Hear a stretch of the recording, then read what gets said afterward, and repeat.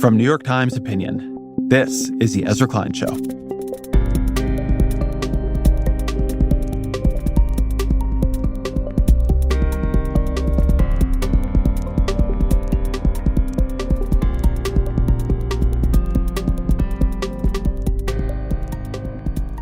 So last week on the show, I made the argument that Democrats should pick a candidate at the convention this year, that Joe Biden is capable of doing the job of president, but that his campaign is not going well, that it is not clear, to me at least, that he is capable of running successfully for president.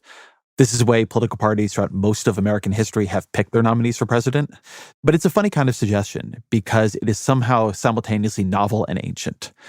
So what I wanted to do today was talk through how conventions work, how an open convention works, what kind of politicking happens at it, what kinds of candidates win, how they win, and also talk through what would happen this year. I mean, what if Biden dropped out in April? What if he dropped out in July or August? How does that change it? What happens if he drops out before delegates are selected? What happens if after? All these things create very different dynamics. Elaine Kamarck has literally written the book on presidential primaries. It's called Primary Politics, Everything You Need to Know About How America Nominates Its Presidential Candidates. She's a senior fellow in governance studies and the director of the Center for Effective Public Management at Brookings. But she has also been in the room where all this happens. She's worked on 4 presidential campaigns, on 10 nominating conventions, both for Democrats and Republicans.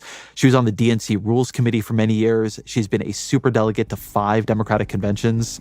So she both has the theory and the history, but the actual felt experience of what it is like when you're figuring out these rules and trying to work within them. As always, my email, EzraKleinShow@nytimes.com. Elaine Kamarck, welcome to the show. Thanks for having me. I want to begin with something that you've said before, which is that selecting a nominee is a process, not an event. Tell me about that. Well, there's 2 stages to picking a president, right? One is the primaries, and second is actually choosing the delegates.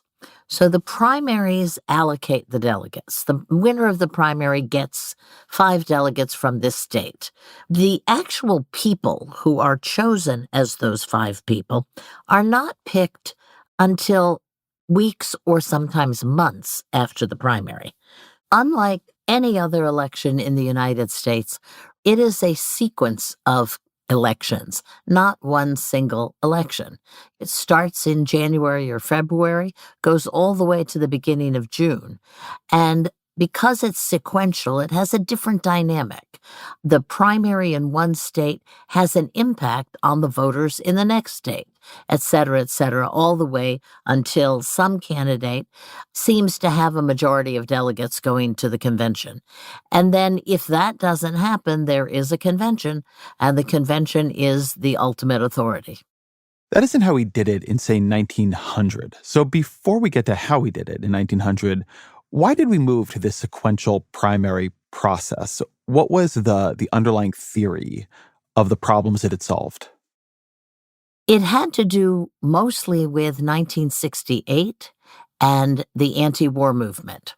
In the old days, a lot of delegates went into the convention and they were uncommitted. You didn't know who they were going to vote for at the convention.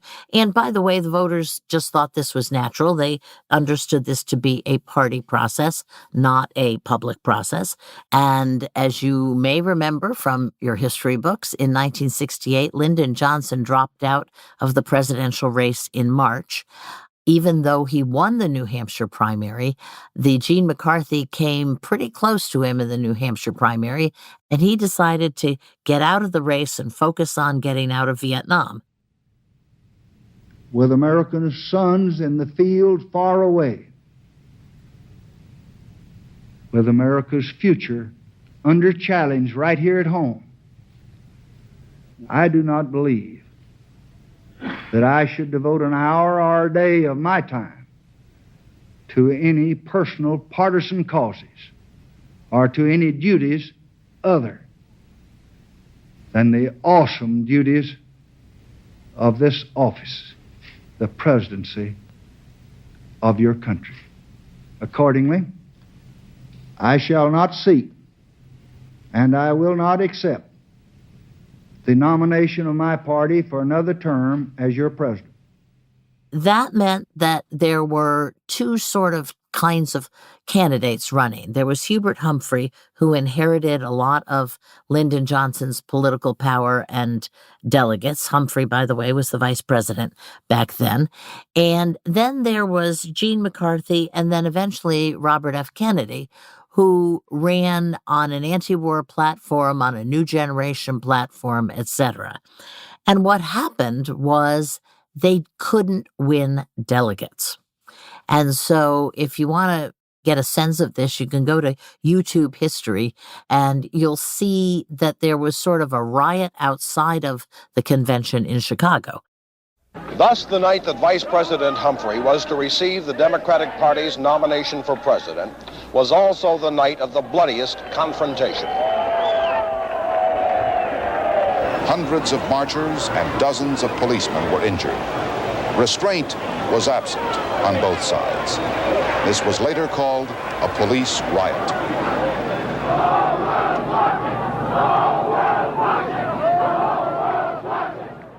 And there was sort of a riot inside the convention in Chicago. Mr. Chairman, thousands of young people are being beaten in the streets of Chicago. Wisconsin is not recognized for that purpose. In other words, the 1968 Democratic Convention really blew up. And as a result, they established a commission to look at the way the party selected delegates. And that changed everything. But I want to get at something a little confusing in there, which is, as you mentioned, there were primaries before 1968. There were primaries in 1968. You just said Johnson won the primary against McCarthy. So what were those primaries doing if they weren't choosing the candidate? Well, first of all, there were very few of them. I think in 68, there were only about 16. And secondly, and most importantly, they were not binding. In other words, a candidate could win the primary and not win any delegates from that state. The process of selecting delegates was not related to the outcome of the primary. Almost all the primaries prior to 1972 were what we used to call beauty contest primaries. In other words, sometimes they were useful in seeing which candidate did well with the voters, but basically they were not determinative of winning delegates. So I want to get at something because I just find this period in our elections fascinating. So delegates make the choice of who the nominee is going to be at the convention. But you also have these primaries that are about giving the delegates functionally information. I think the very famous one is John F. Kennedy in West Virginia. Can you talk a bit about what that primary was and why it then mattered for the convention, even if he didn't win any delegates? Sure. It's a fascinating example of what used to happen in the old days. Kennedy's big problem, as far as the rest of the party was concerned, was that he was a Roman Catholic.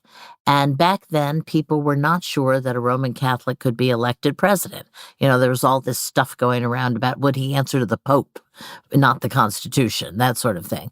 So Kennedy needed a place where he could prove to the party elders, like Governor Lawrence of Pennsylvania, who controlled the whole Pennsylvania delegation, Governor Brown of California, he needed to prove that he could win in a Protestant state. He could win Protestant voters.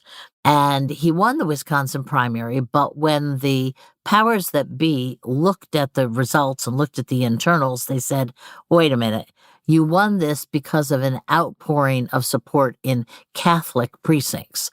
You didn't win Protestants. So that meant he had to look for another primary, and he went on to the West Virginia primary. And in West Virginia, there weren't very many Catholics, so it was an all-Protestant state, and he won West Virginia. And by winning West Virginia, he seemed to have answered one of the big questions about his candidacy, which is, could he win votes in Protestant states? And when that happened, a lot of the people who were watching him, party leaders, elected officials across the country, said, maybe this guy can do it and maybe we will support him. And so all this then is getting to this question of the delegates. And in this period in political life, who are the delegates and why do people think it is, one, legitimate for them to choose a party nominee, right? Who are they to make that decision? And two, why would they be good at choosing a party nominee? What gives them the expertise to make that decision? In this period of time, and frankly, it's not so different in our own period, delegates are people who have some relationship to their political party. They can be labor union members in the Democratic Party. They can be county chairmen. They can be precinct chairmen. There's some people who are political actors. They can be the mayor of a small town. They can be a county commissioner. Maybe they worked for the party. Maybe they were a super fundraiser for the party, whatever. But they had strong links to the political party. So then 1968 happens. It's a disaster. This commission is appointed. What do they report out? Well, there's two things that really changed fundamentally the way this whole system works. The first was that primaries had to be binding. And so in the old days, a lot of people went to the convention uncommitted. What changed in 72 was the delegates still had to get themselves elected, but they had to be pledged to a presidential candidate.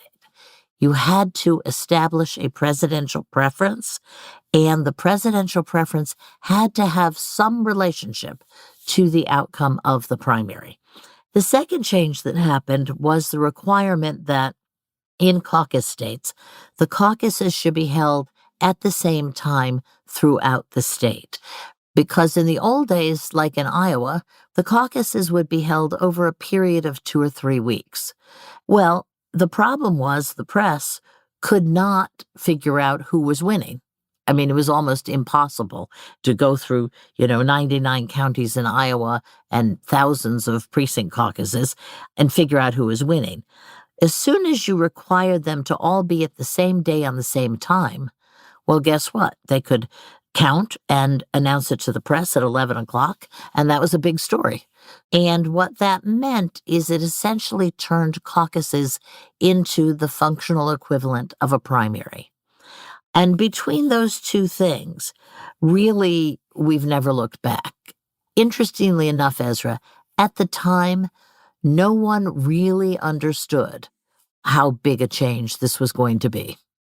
Tell me more about why you say that. This is obviously a pretty big change to move from having a convention full of uncommitted delegates who make their decision on the floor of the convention to a convention driven by primaries and caucuses that happened well before. So when you say they didn't understand how big of a change it would be, what did they think they were doing and what did they not predict that then happened?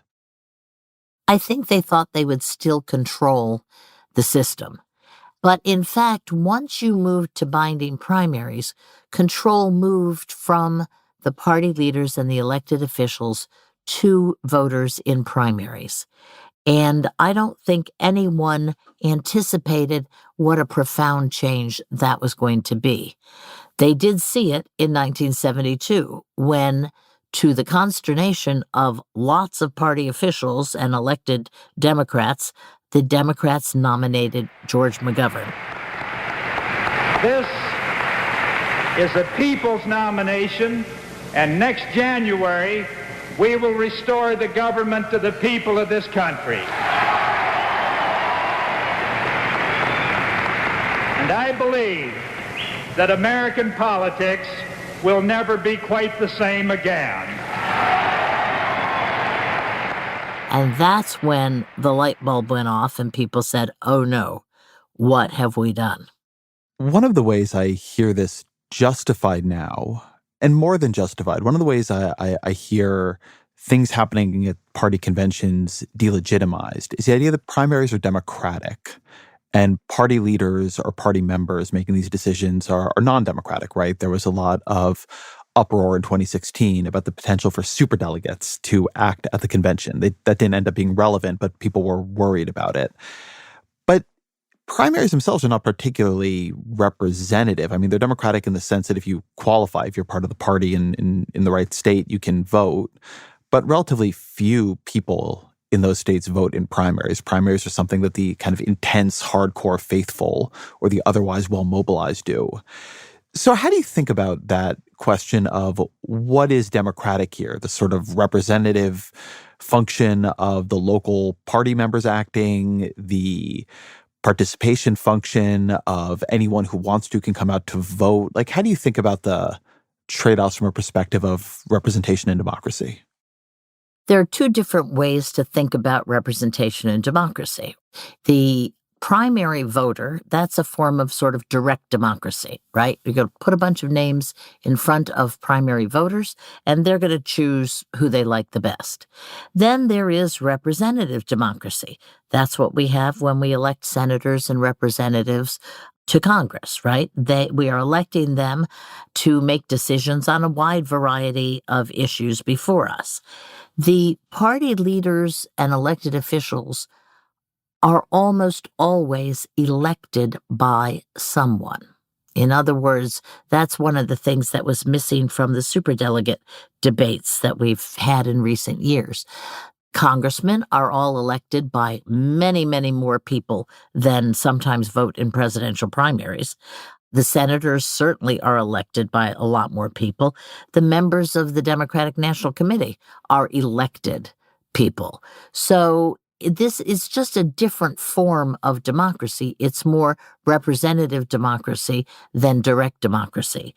And that's where the battle is. Some people think that it's only direct democracy that matters.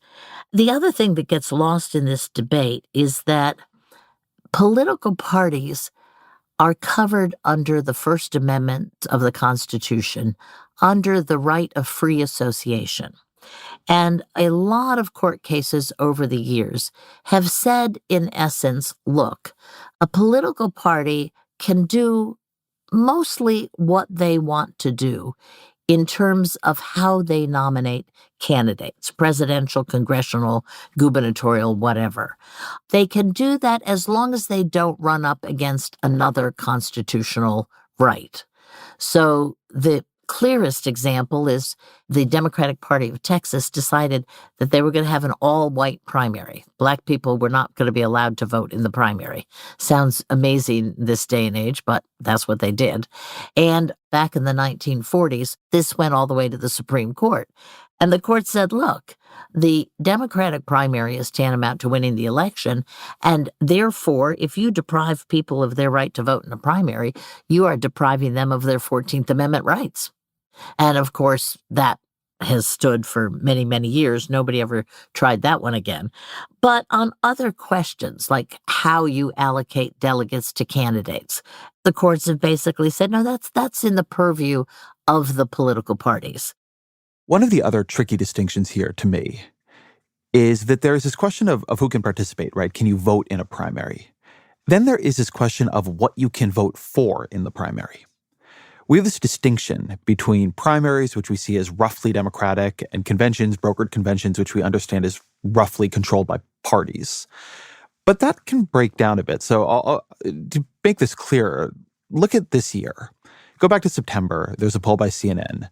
2/3 of Democratic-leaning voters do not want Joe Biden to run again. They don't know who they want to run. Right. Nobody in the poll has a large amount of support beyond Joe Biden, but they don't want Biden. They want to find somebody else. But nobody else who is a significant player in the Democratic Party runs. So in a sense, you have a primary happening right now. Joe Biden just completely dominated in South Carolina. But what you have is a brokered primary. There was a lot of party pressure to not have other Democrats jump in. They wanted a united front. They didn't want people weakening Joe Biden. So how do you think about a primary like this year? Because on the one hand, it is a primary, you can vote for it, but there's not really any other choices to vote for if you're a Democrat. So what role is a primary really playing? Well, I think this is less to do with primaries and more to do with incumbency. I mean, if you look back over the last 50 years when we've had primaries, very often the incumbent president doesn't have an opposition in the primary. Bill Clinton didn't have any opposition in 1996. Donald Trump didn't have any opposition in 2020. That's mostly because when you're a sitting president, you have a lot of control over your party. You're doing things for your party, you're raising money for the party, you're making friends. Running against an incumbent president is really hard work. Once the primary is open, however, and there's no incumbent president, we've had no trouble having people get in the primary. There's been lots and lots and lots of people in the primary, as you can recall from some of the recent debate stages, which were so crowded.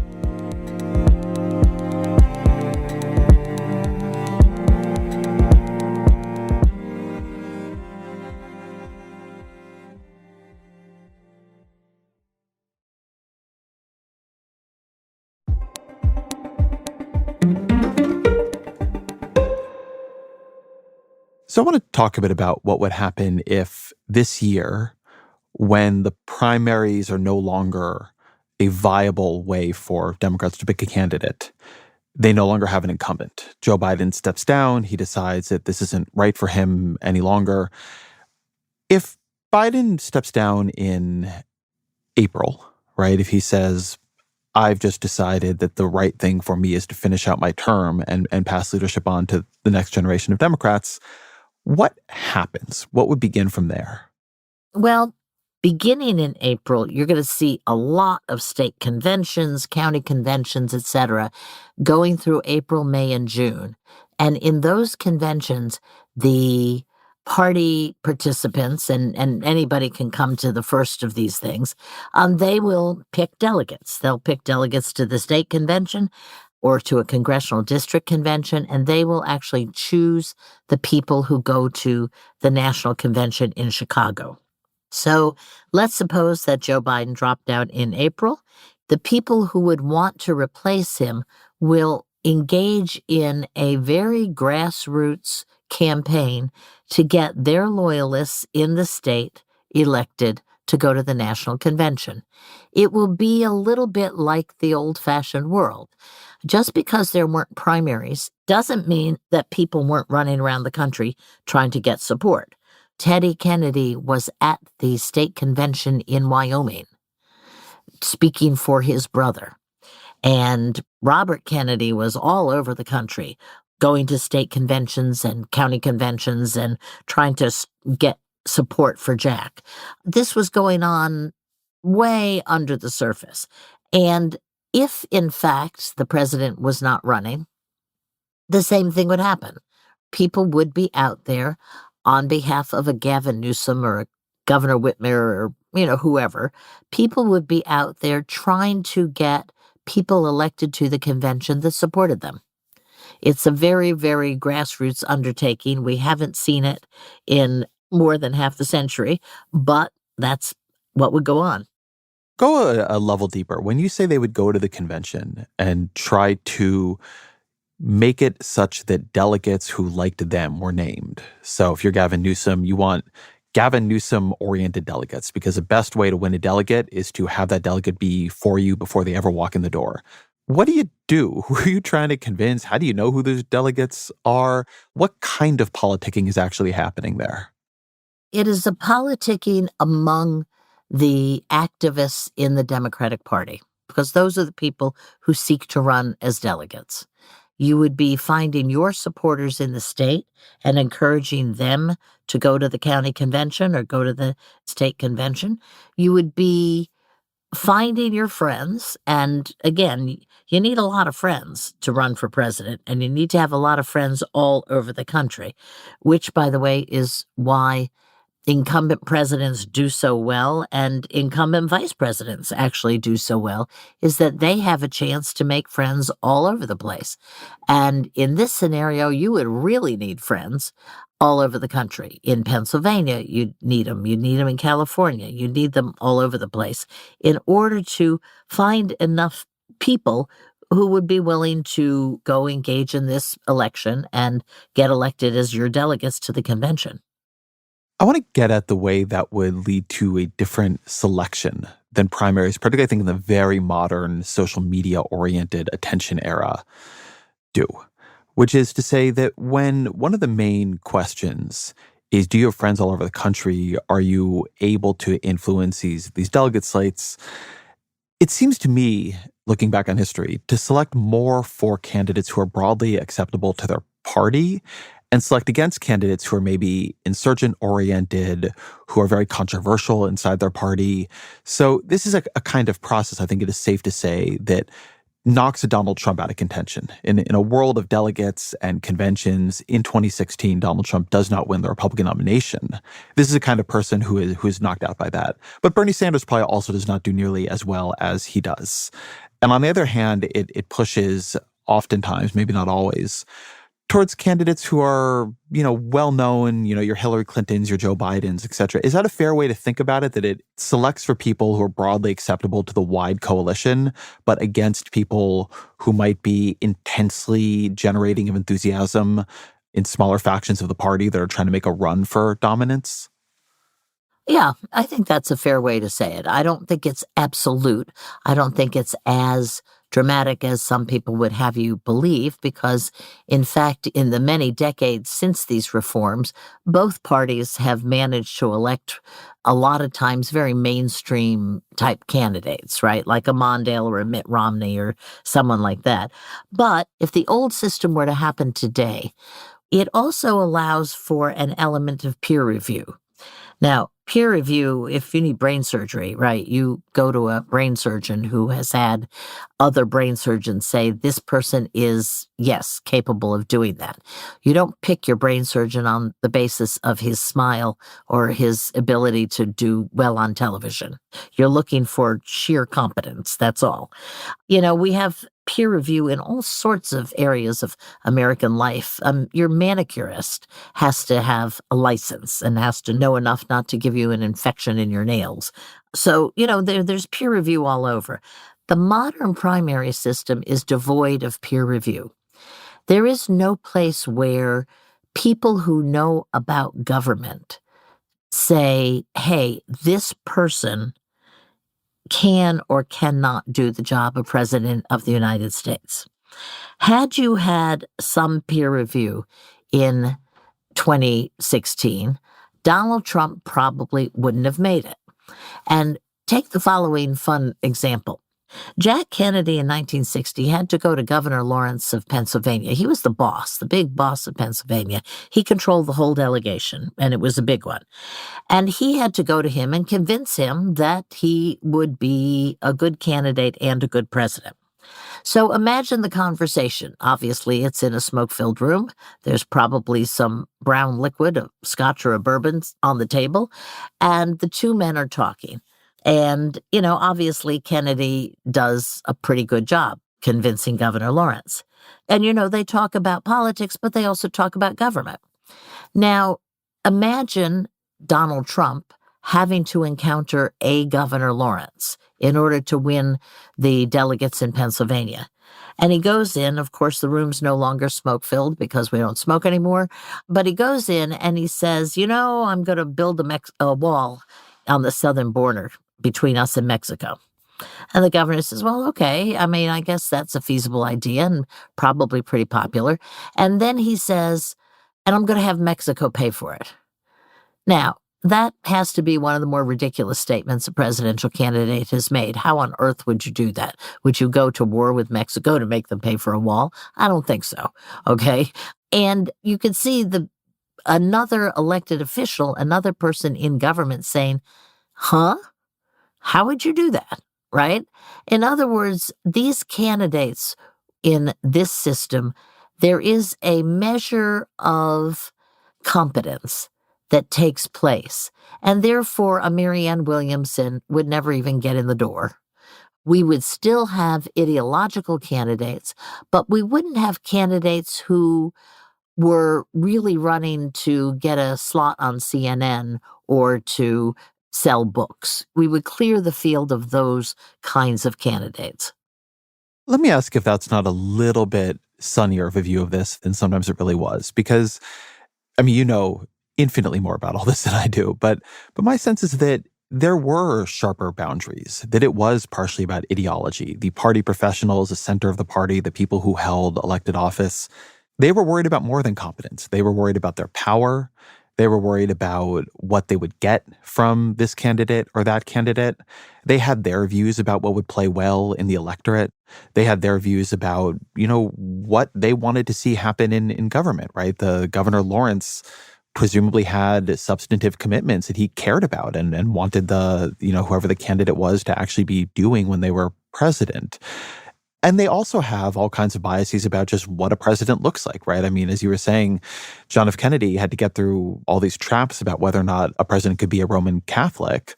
If you'd had a convention process, Barack Obama was obviously a very, very talented politician and quite well liked within the Democratic Party.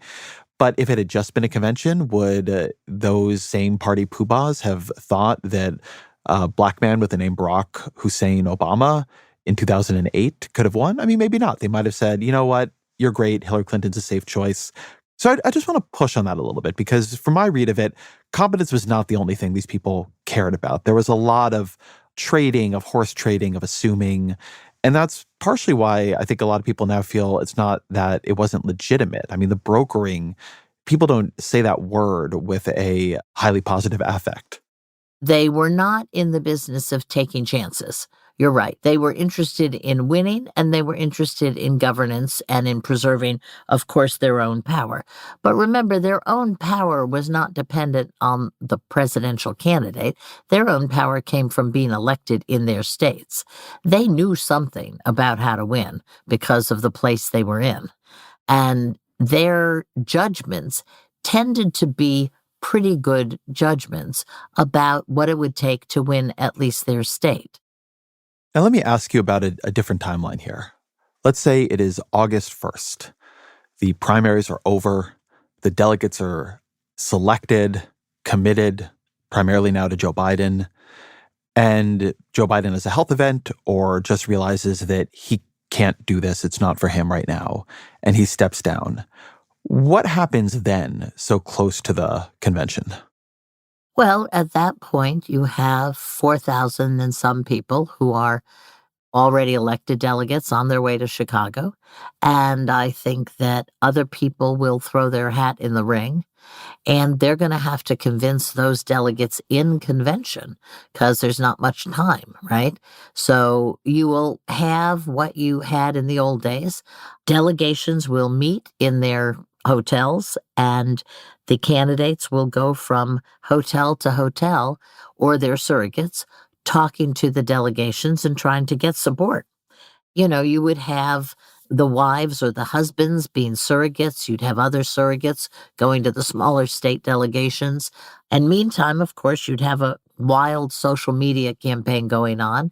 You'd have polling going on. You'd have all the other things going on. It'd be pretty wild. You might need another day for the convention because there'd be so much work to do. And odds are you'd have to go beyond one ballot for somebody to get the nomination. Odds are you'd need a first ballot just to figure out where everybody was. And then you'd probably take a break before you had your second ballot. It would be pretty wild, okay? It would be pretty wild. I think for political reporters, Ezra, it would be the most fun of your whole life, and you'd love it. I think the voters would be absolutely tuned into their televisions. This would be great reality TV, if you will. It would be reality politics. But there are rules and processes for getting through this, and I think at the end of the day, you would have a Democratic nominee. Now, who knows how that would play in a general election, especially if only one party was going through this. Who knows what that would do to the general election, but it would be an old-fashioned convention.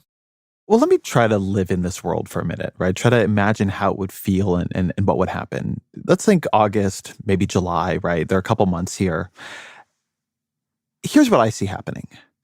There is a mad dash. I mean, Joe Biden gives a speech, gives a sort of heroic, honorable speech. I've decided, that it's the right thing for me is to be a bridge to the next generation, that we all need to know when our time is up, that I have important work that I still need to focus on in trying to defend Ukraine and Israel-Palestine and all these different things. And so there's this sort of applause to Joe Biden.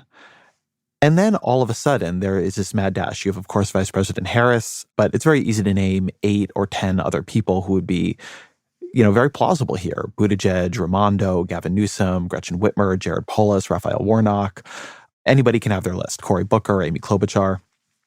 CNN and MSNBC are going to start running candidate forums like on the daily. As many of these as can actually be done because, one, they can actually shift the world, right? I mean, you really, if the right 5,000 people watch this, you might just win the convention and the nomination and become the next president.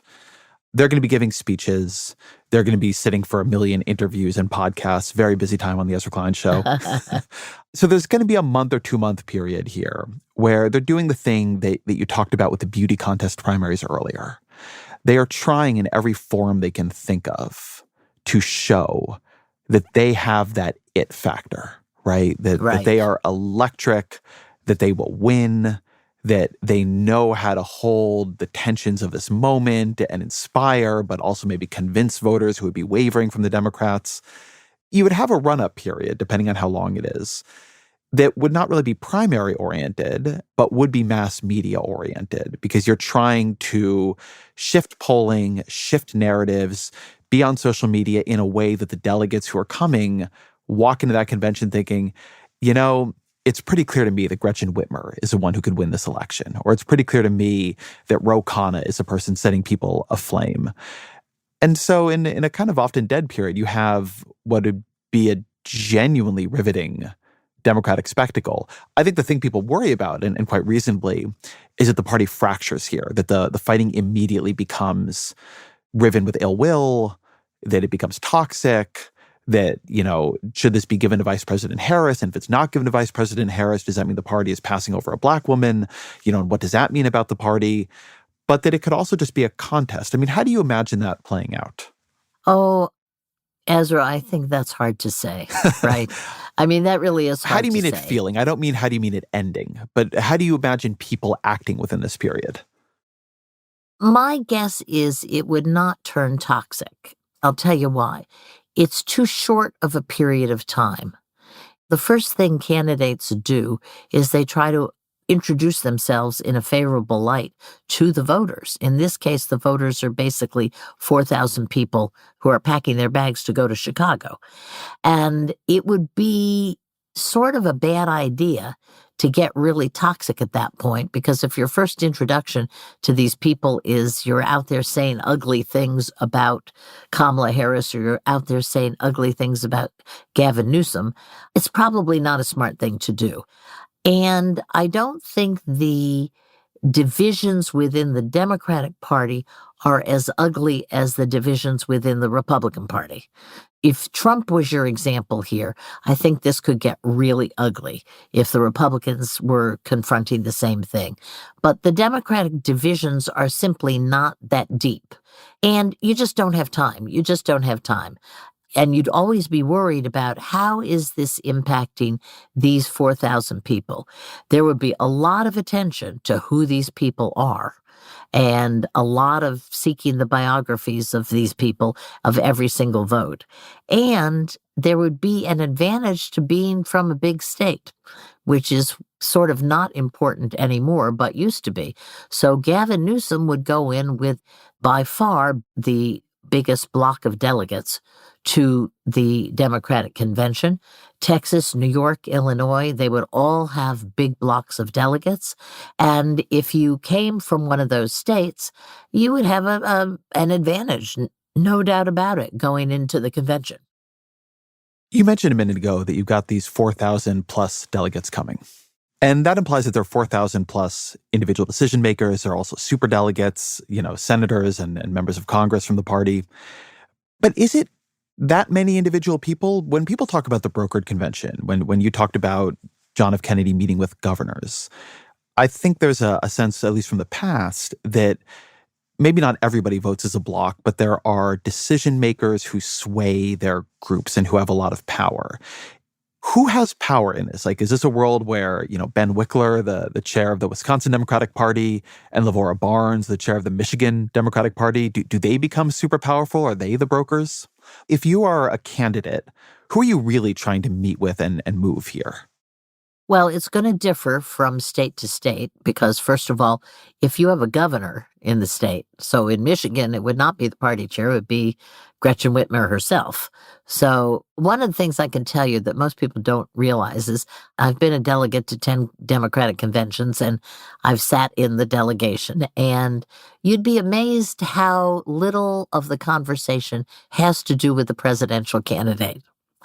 As Tip O'Neill said, all politics is local. So for all the years I sat in the Massachusetts delegation, I don't think I ever had a conversation about the presidential candidates. It was all about who's going to be the next Speaker of the House, how many seats do we think we can pick up in the legislature, who's going to run for Attorney General. It was all local politics. Now, given that it's so local politics, people who are powerful in the state are going to be the ones that can most easily sway the delegates. So a sitting governor is going to be very important. If you don't have a sitting governor, but you've got, say, one United States senator, that person's going to be very important. The other thing you have at a Democratic convention, and you have a lot of members of labor unions. So the labor union members will probably meet and caucus aside from whatever state they're in. So if you're a UAW member and you get to the convention as a delegate, you're going to pay a lot of attention to what the UAW president says and to what the president of the AFL-CIO says. You'll have different blocks according to where people's, interests lie. So it'll be a combination of interest groups and political power within each state.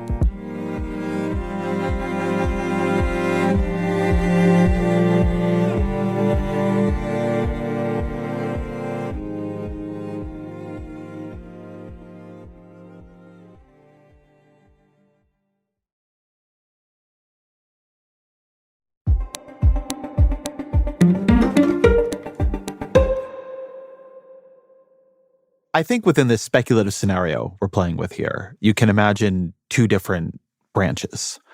One, Joe Biden steps aside but says, Vice President Harris has been my partner in every major decision.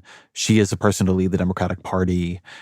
All of you delegates who have been named to vote for me, I really hope you'll vote for her. And another is where he doesn't do that, says she's great, but says it's a grand party and, that he trusts the delegates and the party, or just doesn't really say anything about it at all. We typically think about something like this passing on to the vice president pretty easily. Harris, I think, occupies an unusual space in the party. She has some really significant backers and fans, and also there is concern. She pulls a little bit behind Joe Biden. How would this work when you have somebody who in many ways would be the obvious next candidate, but also there's concern and worry about them as the next nominee? I think it would depend on who else decides to get into the race. You can imagine that if Joe Biden got out and said, I'd like to endorse Kamala Harris, she's been great, she can do the job of president, I'm vouching for that. You could imagine that would have a stifling effect on other people. A lot of people would decide, no, I'm not going to run against her. I'm not going to get into the race. And so that would probably help clear the field. The question is, after a Biden announcement, would somebody else jump into the race? And if not, then I think people would pretty much stand behind Harris and nominate her as president. But if you had a couple other powerful figures get into the race, then I think you might have an open battle for the nomination. I don't think that Dean Phillips would be the logical choice, but somebody like if Gavin Newsom decided to get in, well, you're instantly splitting the California delegation. So it really depends on whether someone gets in or not. I think something that sits in people's heads here is, as you mentioned, the last example that's on the Democratic side is 1968. Which is one of the worst party conventions in history, I think it is fair to say. Right. It's fair to say. But there have been other conventions that are very fractious. In the convention that nominated Woodrow Wilson in 1912, it took, I think, 46 ballots for Wilson supporters to break the deadlock there. Sometimes the party just really cannot agree. I've been reading this book about the convention that picked Lincoln, and over on the Democrat side, the first convention fails and they have to go and have a second meeting later on. What tends to divide the conventions that go well for parties from the conventions that go poorly? What tends to divide them is ideology or deep regional differences, which then have ideological implications. So it's ideology that really makes the big explosive conventions. Over civil rights, for the Democrats fought over that for many of their conventions. There have been other issues. Lincoln's party, I'm sure you know more than I do at this point, but it's fascinating. That was a brand new party. And of course, it had a pretty explosive issue in it. It was called slavery and whether or not there would be a civil war. So you can see why, when the stakes are huge, the conventions can be quite contentious. I don't see that on the Democratic side this time. The Democratic Party today has been quite unified. For the entire speakership of Nancy Pelosi, the margins in the House were not very big, and they managed to pass an awful lot of legislation. I could see it more likely on the Republican side if it were Trump who were dropping out or he had a health issue, and we have to keep reminding ourselves that he is 77 and he can have health issues too. I think if it were on the Republican side, you'd have a great big civil war, as we're seeing in the House of Representatives right now, between MAGA and more mainstream Republicans. But I don't see that, at least at this point in history, on the Democratic side. I was trying to think about this myself, and the issue that I could see becoming extremely disruptive, even up to schism on the Democratic side, if it continues to get worse, and there is quite a bit of time between now and then, is Israel and Palestine. I mean, that is a place where I think you could see huge protest movements, a gigantic divide between younger Democrats and older Democrats. But I also think you're seeing the Democratic Party try to shift its position on this even right now. So possibly by the time you got to a convention that there would be a little bit more party unity on it. On the other side, there is this intense unifying pressure of Donald Trump. The fundamental issue of the Democratic Party is that Donald Trump should not be president again. And the fact that he would be being nominated, I think, would create a strategic sharpening of the mind on the Democratic side, much as it did in 2020, which led to the nomination of Joe Biden. So it's funny because I could see it going a bit both ways, but this seems to me to be a Democratic Party more so than in some other times that is very obsessed with winning because it really fears the consequences of losing. And so it reminds me a bit of something that I love from that Lincoln book, Edward Acorn's book, The Lincoln Miracle. And he quotes Charles Sumner, who is a senator at that point, sending a welcome message to the delegates, whose duty it is to organize victory, which I just think is such a great quote about what parties are meant to do. They organize victory.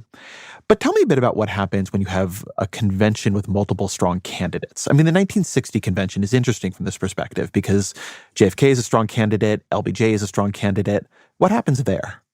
The 60 convention is a really very interesting convention because there were really serious candidates in that race. They were highly respected, and they had a lot of support. Each one of them had support within the hall.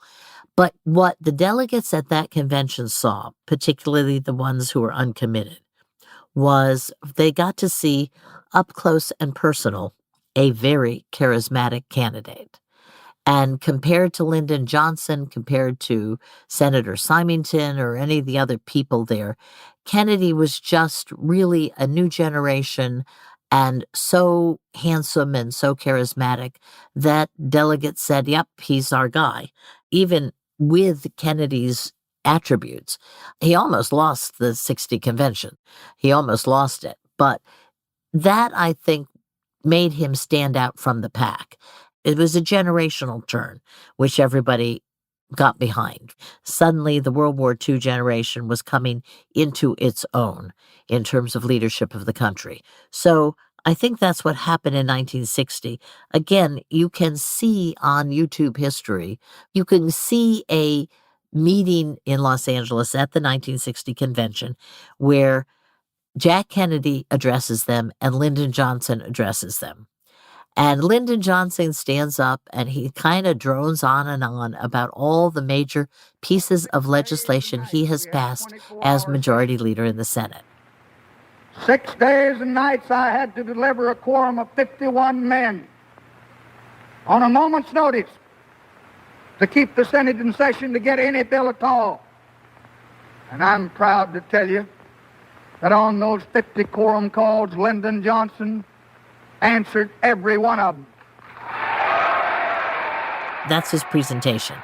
Kennedy gets up there and he smiles, he starts joking, he's holding the audience in the palm of his hand. So I come to you today full of admiration for Senator Johnson, full of affection for him, strongly in support of him for majority leader, and I'm confident that in that position, we're all going to be able to work together. Thank you. And you can see right there, right in that one little clip, why Kennedy managed to get the nomination away from Johnson. Even so, however, there was so much Johnson support in that convention that Kennedy had to put Johnson on the ticket as the vice presidential candidate. And they didn't really get along very well. Kennedy's brother Bobby hated LBJ and vice versa. Nonetheless, LBJ was on the ticket because he had delegate strength. One danger of possibly going to a convention for Democrats is that they just don't know how to do it anymore. The candidates don't know how to politic among delegates. They've not had to do that in a very long time. They don't really think about delegate math. They have no muscle memory of this. The delegates don't know how to pick a candidate. They've not had to do that. They did not get named to this thinking that the weight of the entire country and its future would be on their shoulders. That there's a possibility just for procedural chaos, for this to not go well because the relevant people no longer know how to do this kind of thing. Do you worry about that? No, I don't. And the reason is that the people who become delegates in 2024 are not really dramatically different than the people who became delegates in 1960. They are people who are experienced in politics. They're obviously more women, more people of color. That's the difference. But those women are pals. The people of color are pals. They have come up in a system. They've won a delegate slot, which means they have some support within their political party back home. You'll have a bunch of senators there. You'll have a bunch of congressmen there. They do this every day, right? Every day they've got votes. They have to see how many, they have to count votes. They have to figure out who they can get to their side. They have to, that's what they're doing there on the floor of the House of Representatives, which, looks pretty confusing to us. And so I have pretty much faith that the delegates would figure this out and that the party leaders would figure it out. The presidential candidates, the problem there would be, I think, that they themselves would not have a broad enough understanding of 50-state politics to operate very effectively. So you can see there being some confusion there. But, democracy's a mess. As Winston Churchill said, democracy is the worst form of government, except for all the others. One of the things you told me once that has stuck in my head is that all the machinery is still there. We actually still run a convention process. We just don't run it openly. We just don't use any of those systems or that many of those systems for their intended purpose. The thing that may not be there is a sense that parties and party actors are legitimate. I think about this in the 2016 Republican convention, where even though a lot of the official Republican Party really loathed Donald Trump, it didn't feel like it had the strength to try to stop him. I think about this with the sort of backlash on the superdelegates on the Democratic side. And I think one of the fears or the ways this could go quite bad is that Democrats end up in a convention process and there is anger. Like, we the people did not get to vote. You just did this. The party just did this. And parties are not supposed to do this. The fact that they did it in the past doesn't mean it fits the mores and expectations of the present. How do you think about this question of legitimacy? Well, that's an interesting question. I think what would happen is if the primaries were over, or we were in the middle of the primaries, people would understand that, okay, you can't rerun 50 state elections, because after all, November is election day and you got to have a nominee by then, I think people would understand that the political parties would have to do it, and that the people who are participating in the political parties, in fact, are duly elected. This was one of the most misleading things about the superdelegate debate, was that they kept calling them elites as if they were a bunch of billionaires. No, they were senators and congressmen and mayors and governors who had been elected by people, and therefore you had a sort of representative form of government. I think that in an extraordinary circumstance, the people would understand that it's now gone to the parties. And in fact, the compromise that was ultimately reached between the Bernie Sanders people and the Democratic Party was that the superdelegates would only vote on the second ballot. The thinking behind the second ballot was that if superdelegates had a role on the first ballot, their count in the delegate count could distort what the people were saying in the primaries. In other words, you could have the superdelegates going for a person who was not winning the primaries. On the other hand, if in fact no one won the primaries definitively, no one had a clean majority going into the convention, then in fact the people would not have spoken clearly. They would have spoken, and they would have spoken in different directions. And at that point, it made sense to have the party leadership involved in the selection of a nominee. So in that compromise, I think you see that people would probably understand, okay, look, we can't rerun 50 primaries. It's over. Our candidate is not able to serve or not willing to serve. Okay, we've got to go to Plan B. And Plan B is you have the convention decide. What do you think it would feel like? I know it's a sort of soft question. We've been talking a lot about rules and delegate selection processes, but if we end up in this scenario where over the summer, the Democratic Party suddenly enters into an almost unknown situation in the modern era where its incumbent president is not running. It is looking towards making a decision at the convention. There's all of a sudden a huge amount of politicking of a kind people haven't really seen before. What do you think that feels like in this period, in this era of the media, in this moment in American politics? What has it felt like in the past? How would that be different now? Well, I think what would be different now is the intense coverage of the politicking. In the past, this politicking went on largely unseen, and they certainly weren't covered in the way we think of covering a political event today. So in the past, this all went on behind the scenes, really. I think that if we had to do this all over again, it would be covered extensively. There would be national television crews at the Wyoming State Convention or the Illinois State Convention. It would look to the voters as pretty chaotic initially, just as when the voters, if they ever tune into a debate on the floor of the House of Representatives, right? It's all these people milling around and people taking turns arguing against each other, etc.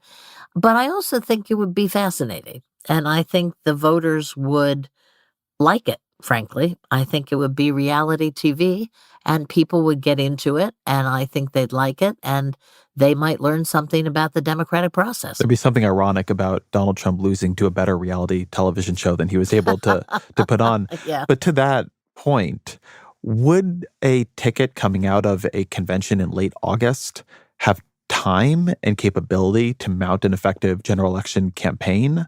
It's Joe Biden who's been doing the fundraising, right? I mean, the DNC does some fundraising, but this ticket would not have been doing its own fundraising for, months and months and frankly, well over a year now. How could they actually run? Well, remember that when you come out of the convention, this becomes a party matter anyway. So it would depend not on whether the candidate could raise money, but is the party in good shape financially? It's the national political parties and the state parties' health in terms of finances that are really important when you come out of the convention and you go into the general election, because they can then raise money for the whole ticket. So in 2016, Donald Trump had a mess of an organization nationally. Didn't matter because the Republican Party at that point was very strong. The state parties were very strong. They had talented leadership. They had a lot of money. This year, by the way, the Republican parties are sort of in a mess. As you've probably read, they're replacing the Republican National Committee chairwoman. They're replacing her. There's 4 Republican parties in swing states that are basically out of money. Possibly replacing her with a Trump. Yeah, right, with the Trump, yeah. And so this kind of party chaos in the election year doesn't bode well for the strength of the party in the general election. Democrats have more money than the Republicans do right now. They have more cash on hand. They have a stable leadership, et cetera. And you don't have the chaos in Democratic parties that you do in Republican parties. But it's still the candidates who are better fundraisers. I mean, the DNC is raising money, but Biden raised a lot more money. He's got more than $100 million on hand. Can they use that money? Can that money be transferred around? Yeah, of course, yeah. Look, at the point when you come out of the convention, it really does become a party operation. It's no longer an individual candidate operation. Presumably, Kamala Harris, if she was the nominee, or Gretchen Whitmer would, presumably they would go do massive DNC fundraisers and raise as much as they could. Once you're out of the convention, it's all one big happy family. Not always really happy, but boy, they pretend to the world that they are. And there's great unity when you come out of a convention. And there's also enormous legal flexibility for the money to state parties, to the national party, to the candidate campaigns, et cetera. But it's the party. It's the health of the party at that point. I think that's a good place to end. So always our final question. What are 3 books you would recommend to the audience? Well, I'd start with All the King's Men. This is an old one by Robert Penn Warren, and there's lots in it about party conventions and all the deal-making that goes on. I'd go to next The Making of the President 1960 by Theodore White, which is about that election, and there's lots of background stuff on how John Kennedy won the Democratic nomination and how Richard Nixon won the Republican nomination. And I'd end with Quiet Revolution by Byron Schaefer, which is the inside story of the McGovern-Fraser Commission. And we talked in the podcast about how people didn't really understand what was happening when they made all these rule changes. And this book tells that story really well. So I think if you're really interested in conventions and the nomination process and a little history, those 3 would give you a very good background. Elaine Kamarck, thank you very much. Well, thank you.